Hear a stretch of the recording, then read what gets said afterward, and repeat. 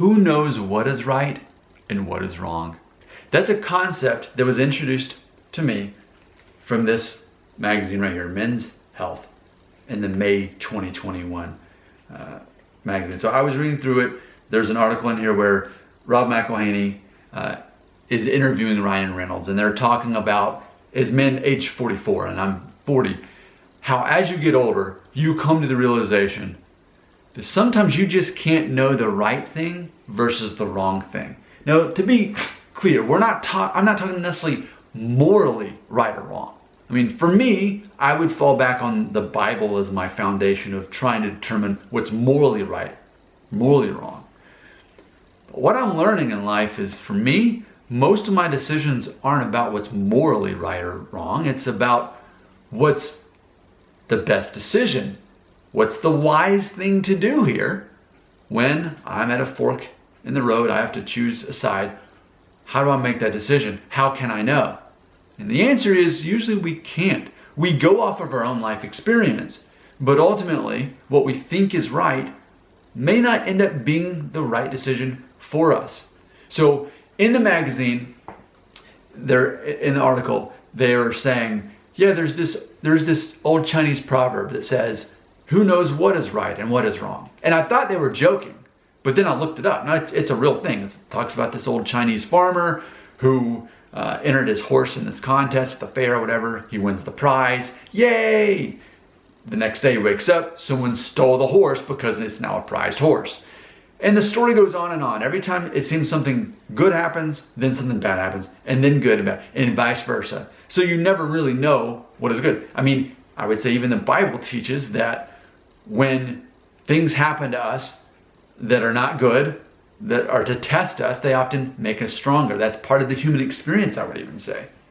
So as far as knowing what's right and what's good and what's bad, I guess those are two different things. There's right and wrong, but then there's good and bad. Sometimes we conflate those perhaps. But I guess that's part of being 40 years old, having this amount of life experience. Because in general, I have enough life experience to know, to generally navigate me to make the right decisions. And as I recently made in another video, it's hard to even know what the middle is even anymore. In the United States, everything's so polarized, tribalism. Does the middle even exist? Is there a middle? How do I find the middle? How about I don't have to choose one side or the other? I just want to do the thing that's going to be best. But perhaps I'm coming to peace with the concept of what is good, what is bad. How can you know? How can you know what is good? How can you know what is bad? How can you know the best decision for you? You can't. And I think coming to terms with that perhaps gives me peace in my life. Sometimes you just have to make a decision.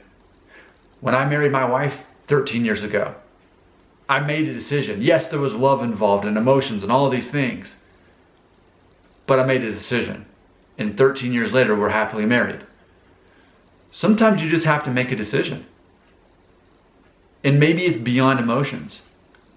Maybe you just make the best educated decision you can as you balance out the pros and the cons, the risks and the rewards. And I think that's what gives you more life experience, what gives you more confidence in yourself to know that, you know what, even if I just made the wrong decision, can I really regret it? Because how can you know what is good and what is bad? Sometimes you have to make a decision, and it may not be the popular one, it may not even be the best one in that time. Maybe it takes 5 years for that decision to pay off. I've definitely been there. I've made decisions that I definitely thought were definitely the best, only to learn they weren't.